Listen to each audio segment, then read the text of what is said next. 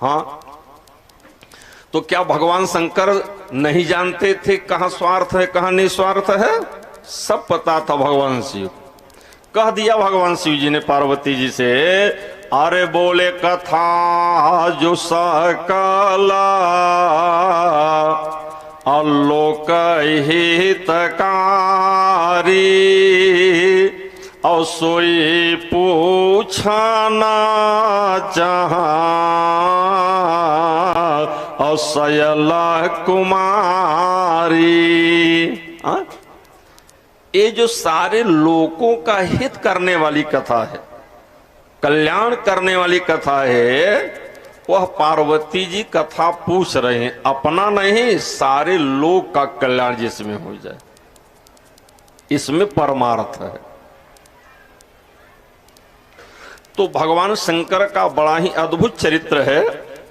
बाबा तुलसी ने रामायण में लिख दिया, बोले भाई इच्छा के अनुसार कोई आपको काम करना है, परमात्मा की भक्ति प्राप्त करना है, तो आपको भगवान शंकर की तरफ बढ़ना पड़ेगा, शिव की तरफ बढ़ना पड़ेगा।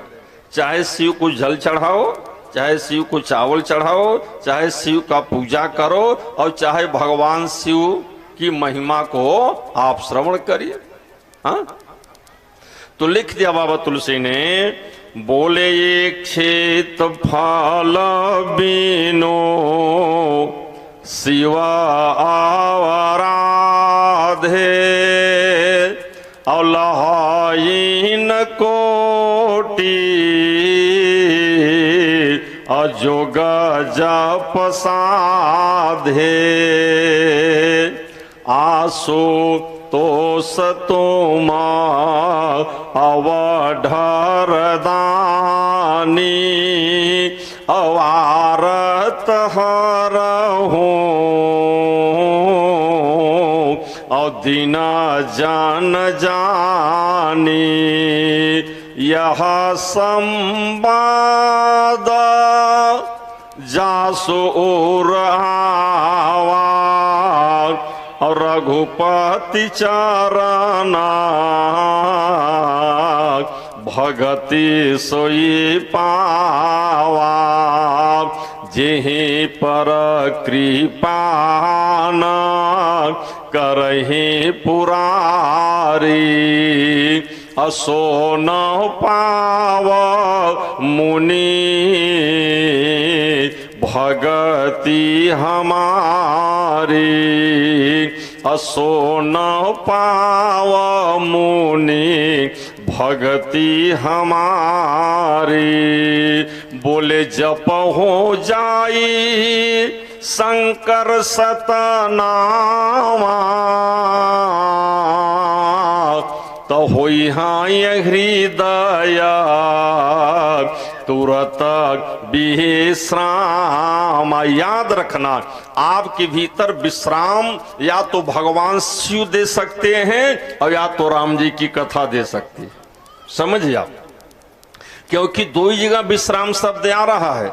जपहु जाई शंकर सतनामा होई है हृदय तुरत विश्रामा। और वही शंकर जी जब हनुमान के रूप में आए तो यही विधि कहत राम गुण ग्रामा और पावा अनिर्वाच्य विश्राम। दोनों विश्राम देने का काम करते हैं। इसलिए तो भगवान शिव में और राम में बड़ा तालमेल है ना। एक बार भगवान शिव राम जी से मिले और भगवान शिव ने राम जी से कहा, ठाकुर जी हम आपसे कुछ एक सामान का लेन देन करना चाहते हैं, परिवर्तन करना चाहते हैं। राम जी ने कहा बोलिए आपको किस चीज की जरूरत है? भगवान शंकर ने कहा मेरी इच्छा है ना कि जो आपका धनुष बाण है वो मैं ले लूं, मैं ले लूं। बोले धनुष बाण क्या करेंगे आप? बोले लोग मुझे महाकाल बता दो। भगवान शंकर काल नहीं है। उत्तर कांड में, लंका कांड में लिखा है एक करालंग, महाकाल, कालंग और कृपालंग। महाकाल है ना जो है, महाकालेश्वर का दर्शन करने आप लोग जाते होंगे उज्जैन में, समझेंगे। हाँ, बहुत अद्भुत है भोले बाबा जो महाकाल हैं। पहुंचे तो या तो काल को लपेट लेंगे या तो काल को छोड़ देंगे, सब दोनों काम करेंगे। मौका मिल गया तो काल को ले लेंगे और नहीं मौका मिला तो काल को छोड़ देंगे। तो काल दो जगह तो जाना ही है, या हमारे ऊपर आ जाए या भगवान शिव अपने कब्जे में ले ले। बोलिए। तो राम जी ने कहा भोले बाबा आपकी इच्छा क्या है? भगवान शंकर ने कहा प्रभु लोग मुझे महाकाल कहते हैं, लेकिन काल आपके कब्जे में है, काल आपके कब्जे में है। राम जी ने कहा नहीं, मैंने तो काल का सम्मान किया है। बोलिए। हमारा तो काल आया और हम यहां से चले गए। कृष्ण में भी आए, काल आया, चले गए, लेकिन भोले बाबा आप आए आज तक नहीं गए। तो काल तो आपके कब्जे में है। भगवान शंकर ने कहा नहीं, मैं देख रहा हूं काल आपके कब्जे में है। लोग मुझे महाकाल कहते हैं तो कम से कम काल तो मेरे हाथ में होना चाहिए। धर्म जी ने कहा भोले बाबा मेरे पास कहां काल है? भगवान शंकर ने कहा है आप में नहीं है, आप में नहीं है, लेकिन आप जो हाथ में लिए हैं ना उसी में महाकाल बैठा हुआ है, उसी में महाकाल। हाँ। बोले किसमें? बोले जो आपका धनुष और बाण है वो काल का बाप है। मेरी इच्छा है ना कि धनुष बाण आप मुझे दे दीजिए, देखा मुझे दे दीजिए, क्योंकि लंका कांड में जामवंत जी ने कहा है ना राम जी से कि प्रभु ये जो आपके हाथ में धनुष बाण है ये साक्षात काल का प्रतीक है, ये साक्षात काल है। हाँ। लवनी में सपरमान जुग बरस कलप सर चंड और भज सिन मन तिहि राम कहा और काल जासु को दंड।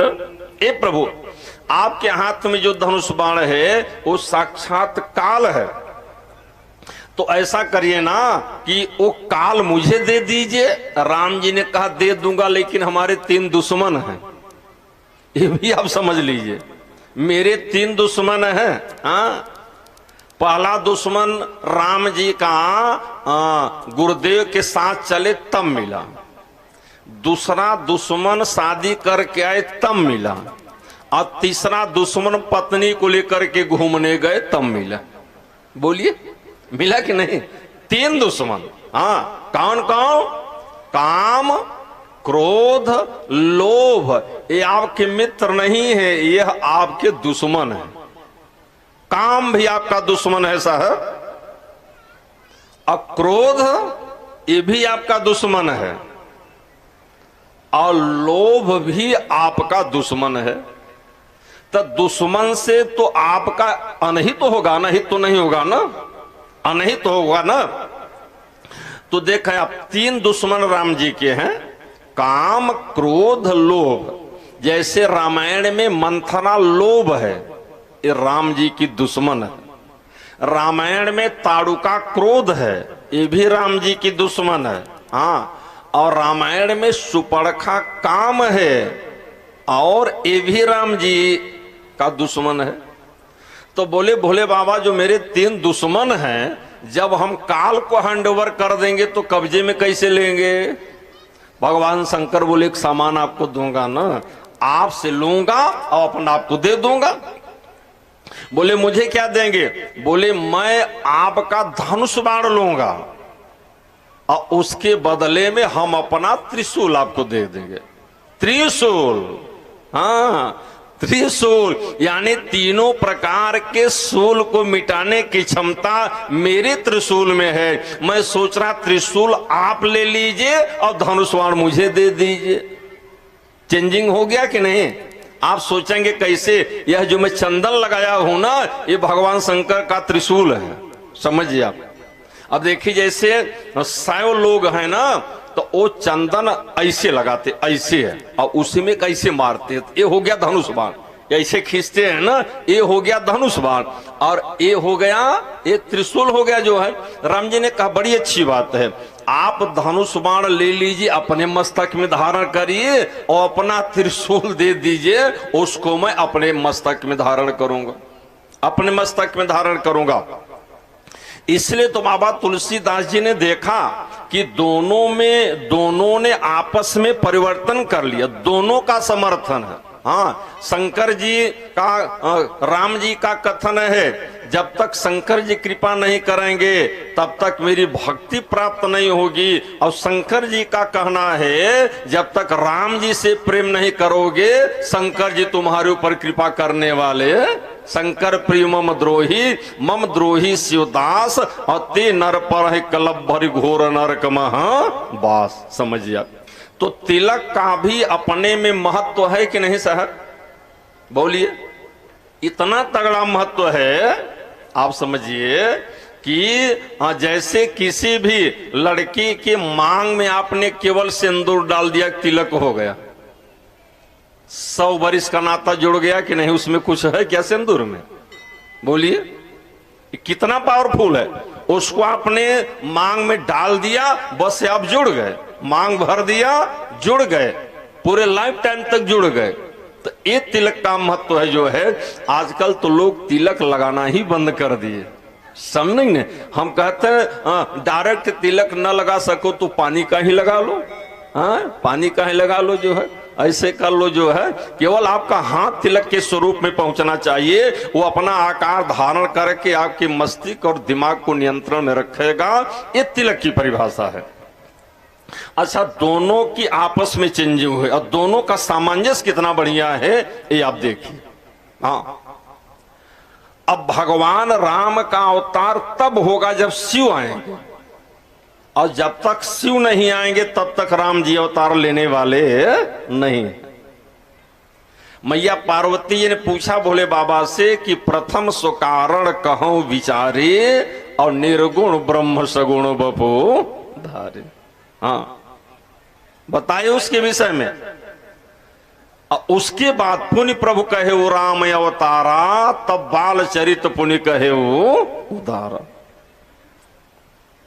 पार्वती जी भी गजब थी साहब। पार्वती जी ने विचार किया कि भगवान शंकर रामायण में अहंकार के देवता है, अहंकार के देवता हैं, और हम कथा के माध्यम से इनको निर्गुण ब्रह्म से सगुण ब्रह्म में प्रवेश करा करके और भगवान की पूरी लीला का वर्णन करा करके इनको भगवान से जोड़ दे। भगवान शंकर थे समझ रहे हैं कि मैं पार्वती को जोड़ रहा हूं, और पार्वती जी के दिमाग में यह बात है कि कथा तो लिखे हैं, जुड़े नहीं हैं, और जब मैं कथा सुनूंगी इनसे, एक कथा बोलेंगे तो जब बोलेंगे तो एक न एक दिन इनको जुड़ना पड़ जाएगा, जुड़ना पड़ जाएगा। तो अम्बा पार्वती जी ने भगवान शिव से अवतार के विषय में पूछा सर। हाँ, अब भगवान शंकर पार्वती जी को अवतार का 2 कारण बताते हैं, मैंने चर्चा किया कल। पहला देवर्षि नारद जी का श्राप और दूसरा महाराज मनु जी की तपस्या। और प्रभावी दोनों हैं, तप भी जीवन में प्रभावी है और श्राप भी जीवन में प्रभावी है। श्राप भी आपके जीवन में काम करेगा और तप भी आपके जीवन में काम करेगा। श्राप में भी भगवान आएंगे, तप में भी भगवान आएंगे। बोले करेंगे क्या? बोले दोनों में परमात्मा आएंगे तो कोई न कोई काम जरूर करेंगे। तप में आएंगे तो तप के आधार पर काम करेंगे, और श्राप में आएंगे तब श्राप के आधार पर काम करेंगे। हाँ, तो देवर्षि नारद जी ने भगवान को श्राप दिया। देखा यार, नारद जी ने। हाँ, रावण को बनने में 3 श्राप लगा, 3, और राम जी को आने में 1 श्राप, केवल नारद जी। हाँ, मैं तो कहता हूं बहुत जानकार थे नारद। महात्मा का मतलब होता है समदृष्टि उसकी। महात्मा के भीतर भेद नहीं होना चाहिए ना। भेद नहीं होना चाहिए ना। तो देवर्षि नारद जी ने सोचा कि जब मैंने शीशा दिखाने वाले को श्राप दे दिया तो जिसने रूप मेरा खराब किया था उसको क्यों छोड़ू? दोनों को श्राप दिया कि नहीं? मतलब इतने चालाक नारद है कि दोनों पार्टी से मिले हुए, ये आप समझ लीजिए। हाँ, और रावण से भी उनका कनेक्शन है और राम जी से भी कनेक्शन है। नारद जी जब चाहेंगे तब रावण के यहाँ चले जाएंगे और जब चाहेंगे तब राम जी के यहाँ चले। कोई ऐसा स्थान दुनिया में नहीं है साहब जहां देवर्षि नारद जी का सम्मान न हुआ हो, बोलिए। और देवर्षि नारद जी को सब जगह जाने का परमिशन था, छूट थी नारद जी को, क्योंकि ऐसी खासियत नारद जी के भीतर थी। नारद जी जो बोलते थे ना वो बिल्कुल अकाट्य बोलते थे और सत्य बोलते थे।